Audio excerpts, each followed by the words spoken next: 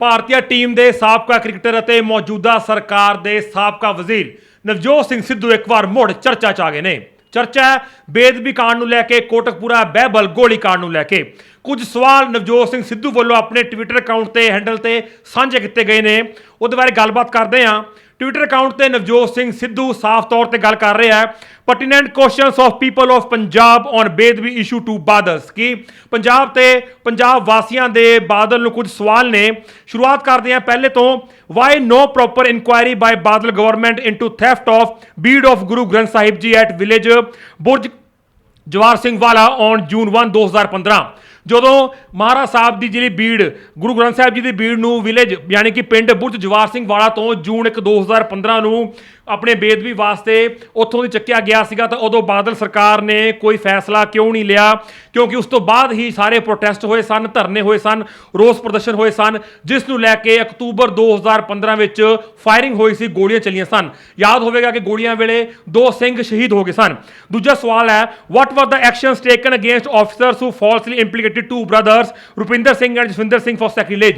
ਬੇਅਦਬੀ ਵਾਸਤੇ ਜਿਹੜੇ 2 ਸਿੱਖ ਭਰਾਵਾਂ ਨੂੰ ਗ੍ਰਿਫਤਾਰ ਕੀਤਾ ਗਿਆ ਸੀ, ਉਹਨਾਂ ਦੇ ਖਿਲਾਫ ਕੋਈ ਐਕਸ਼ਨ ਕਿਉਂ ਨਹੀਂ ਲਿਆ ਗਿਆ? ਯਾਨੀ ਕਿ ਜਿਹੜੇ 2 ਭਰਾਵਾਂ ਨੂੰ ਝੂਠੇ ਕੇਸ ਪਾ ਕੇ ਗ੍ਰਿਫਤਾਰ ਕੀਤਾ ਗਿਆ ਸੀਗਾ, ਪੁਲਿਸ ਦੇ ਜਿਹੜੇ ਪਰਸਨਲ ਸੀਗੇ, ਉਹਨਾਂ ਦੇ ਖਿਲਾਫ ਉਸ ਵਕਤ ਦੀ ਮੌਜੂਦਾ ਸਰਕਾਰ ਵੱਲੋਂ ਕੋਈ ਐਕਸ਼ਨ ਕਿਉਂ ਨਹੀਂ ਲਿਆ ਗਿਆ?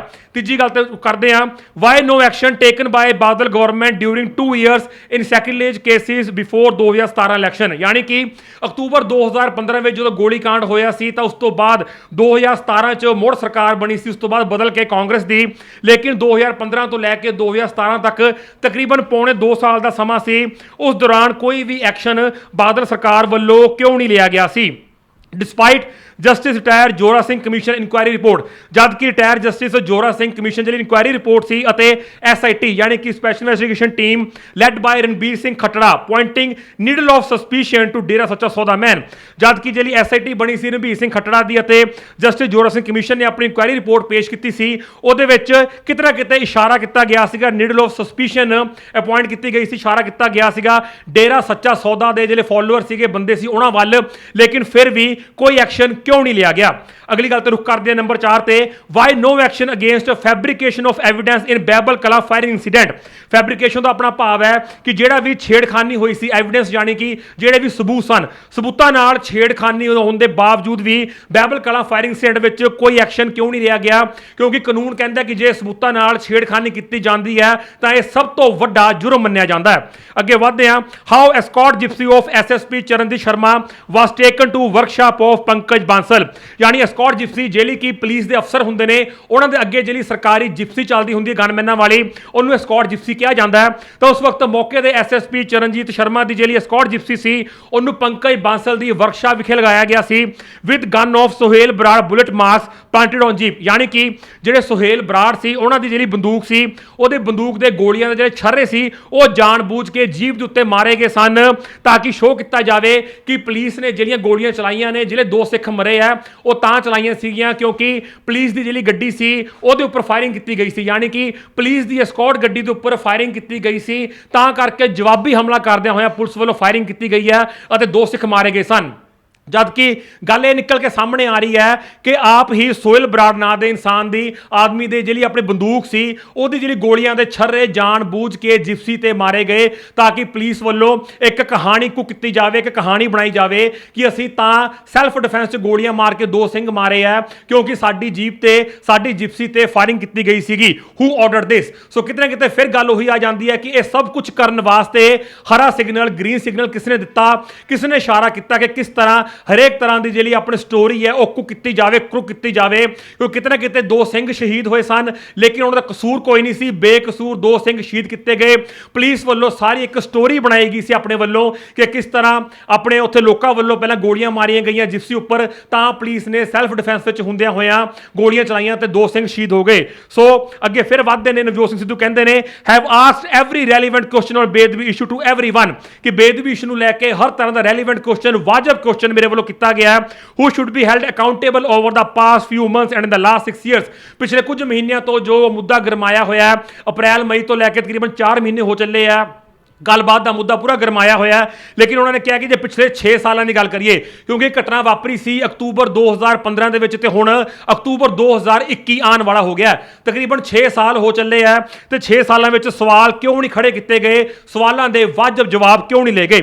ਵਾਟ is the point in repeating but questions must be asked to the real culprits the Badal.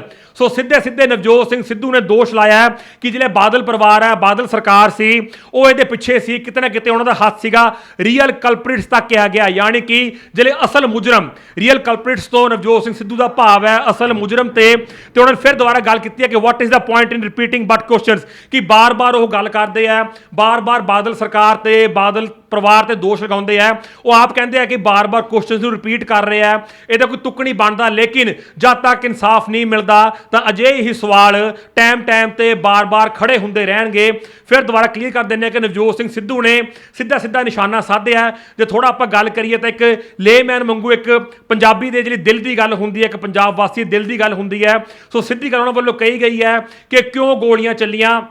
ਪਹਿਲਾਂ 2 ਭਰਾ ਗ੍ਰਿਫਤਾਰ ਕੀਤੇ ਗਏ ਸਨ, ਗ੍ਰਿਫਤਾਰ ਕਰਨ ਤੋਂ ਬਾਅਦ ਝੂਠੀ ਗ੍ਰਿਫਤਾਰੀ ਸੀ, ਪੁਲਿਸ ਨੇ ਨਜਾਇਜ਼ ਕੀਤੀ 2 ਭਰਾਵਾਂ ਨਾਲ, ਉਹਨਾਂ ਤੇ ਐਕਸ਼ਨ ਕਿਉਂ ਨਹੀਂ ਲਿਆ ਗਿਆ। ਉਸ ਤੋਂ ਬਾਅਦ ਜਿਹੜੇ 2 ਸਿੰਘ ਸ਼ਹੀਦ ਹੋਏ ਸਨ, ਗੋਲੀਆਂ ਚਲਾਉਣ ਦਾ ਹੁਕਮ ਕਿਸ ਨੇ ਦਿੱਤਾ।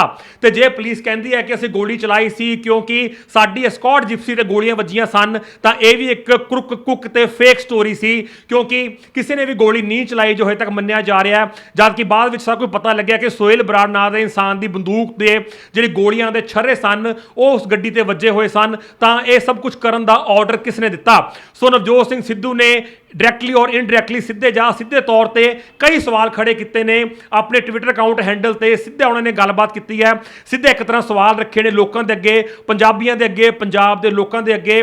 ਅਜੇ 4-5 ਸਵਾਲ ਰੱਖੇ ਨੇ, ਆਪਣੇ ਦਿਲ ਦੇ ਜਜ਼ਬਾਤ ਖੋਲ ਕੇ ਰੱਖੇ ਆ ਕਿ ਇਹ ਸਭ ਕੁਝ ਐਦਾਂ ਕਿਉਂ ਹੋਇਆ, ਕਿਉਂ ਅੱਜ 6 ਸਾਲ ਹੋਣ ਵਾਲੇ ਆ ਲੇਕਿਨ ਫਿਰ ਵੀ ਕੋਟਕਪੂਰਾ ਗੋਲੀकांड, ਬਹਿਬਲ ਕਲਾਂ ਜਾਂ ਆਪਾਂ ਕੁਝ ਵੀ ਕਹਿ ਲਈਏ ਤਾਂ ਇਹਦੇ ਕਰਕੇ ਕਿਉਂ ਨਹੀਂ ਹਾਲੇ ਤੱਕ ਇਨਸਾਫ ਦਿੱਤਾ ਜਾ ਰਿਹਾ। ਕਿਉਂ ਜਿਹੜੀਆਂ ਸਰਕਾਰਾਂ ਨੇ, ਚਾਹੇ ਉਹ ਸਮੇਂ ਦੀ ਸਰਕਾਰ ਹੋਵੇ ਜਾਂ ਉਸ ਵਕਤ 2017 ਤੋਂ ਪਹਿਲਾਂ ਦੀ ਤਤਕਾਲੀਨ ਸਰਕਾਰ ਹੋਵੇ, ਸਮੇਂ ਦੇ ਵਿੱਚ ਕਾਂਗਰਸ ਦੀ ਸਰਕਾਰ ਹੈ ਜਿਹਦੇ ਮੁੱਖ ਮੰਤਰੀ ਪ੍ਰਕਾਸ਼ ਸਿੰਘ ਬਾਦਲ ਨੇ, ਅਤੇ ਉਸ ਵਕਤ ਤਤਕਾਲੀਨ ਸਰਕਾਰ ਸੀ 2017 ਤੋਂ ਪਹਿਲਾਂ 2015 ਦੇ ਵਿੱਚ ਸ਼੍ਰੋਮਣੀ ਅਕਾਲੀ ਦਲ ਬਾਦਲ ਦੀ। ਸੋ ਸਿੱਧੇ ਤੌਰ ਤੇ ਨਵਜੋਤ ਸਿੰਘ ਸਿੱਧੂ ਨੇ ਇਸ ਤੋਂ ਪਹਿਲਾਂ ਵੀ ਕਾਂਗਰਸ ਨੂੰ ਤਾਂ ਘੇਰਿਆ ਹੀ ਸੀਗਾ ਕਿ ਕਿਉਂ ਨਹੀਂ ਇਨਸਾਫ ਦਿਵਾਇਆ ਜਾ ਰਿਹਾ, ਕਿਉਂ ਦੇਰੀ ਕੀਤੀ ਜਾ ਰਹੀ ਹੈ, ਕਿਉਂ ਬਾਰ-ਬਾਰ SITs ਬਣ ਰਹੀਆਂ ਨੇ, ਇਨਵੈਸਟੀਗੇਸ਼ਨ ਟੀਮ ਸਪੈਸ਼ਲ ਬਣ ਰਹੀਆਂ ਨੇ, ਫਿਰ ਵੀ ਇਨਸਾਫ ਨਹੀਂ ਦਿੱਤਾ ਜਾ ਰਿਹਾ। ਲੇਕਿਨ ਨਵਜੋਤ ਸਿੰਘ ਸਿੱਧੂ ਨੇ ਸਵਾਰ ਸਿੱਧੇ ਤੌਰ ਤੇ ਰੀਅਲ ਕਲਪ੍ਰਿਟਸ ਦਾ ਬਾਦਲ ਪਰਿਵਾਰ ਦੇ ਪਿਓ ਪੁੱਤਾਂ ਤੇ ਸਿੱਧਾ ਹਮਲਾ ਕੀਤਾ ਹੈ, ਸਿੱਧਾ ਉਹਨਾਂ ਨੂੰ ਇੱਕ ਰੀਅਲ ਕਲਪ੍ਰਿਟਸ ਕਿਹਾ ਵਾ, ਸੱਚੇ ਮੁਜਰਮ, ਅਸਲ ਮੁਜਰਮ ਦਾ ਕਰਾਰ ਦੇ ਦਿੱਤਾ ਹੈ। ਵਧੇਰੀ ਜਾਣਕਾਰੀ ਲਈ ਲਾਈਕ ਕਰੋ ਸਾਡੇ ਫੇਸਬੁੱਕ ਪੇਜ ਨੂੰ ਤੇ ਸਬਸਕ੍ਰਾਈਬ ਕਰੋ YouTube ਚੈਨਲ ਨੂੰ ਤੇ Instagram ਨੂੰ ਫੋਲੋ ਕਰਨਾ ਨਾ ਭੁੱਲਿਓ।